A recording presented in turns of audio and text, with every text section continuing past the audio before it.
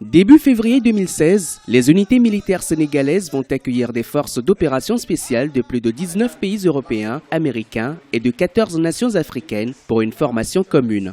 Baptisé Exercice Flintlock 2016 et présenté comme le plus grand exercice de forces d'opération spéciales en Afrique, cette formation sera axée sur le renforcement de la coopération militaire internationale. Elle se déroulera dans plusieurs villes du Sénégal, notamment sur la base d'entraînement militaire de la ville de Thiès, mais aussi en territoire mauritanien. L'initiative qui est mise en place avec des forces internationales, vous savez, en ce moment, l'Afrique a pas mal de défis à arriver. Si vous voulez, des mouvements comme Boko Haram, comme Daesh, AQMI dans toute l'Afrique, contribuent à déstabiliser, si vous voulez, la croissance de l'Afrique. Donc, ça démontre que l'Afrique a pris conscience de la menace terroriste. Donc, une force comme la SLA est là aussi, si vous voulez, c'est une espèce de message qui est envoyé au mouvement terroriste pour leur faire comprendre que l'Afrique est maintenant prête à pouvoir combattre ces mouvements-là. Les activités prévues dans le cadre de la formation Flintlock ont entre autres pour objectif d'accroître la sûreté et la sécurité en Afrique de l'Ouest, promouvoir le partage d'informations et développer une synergie d'action entre les forces militaires des nations participantes.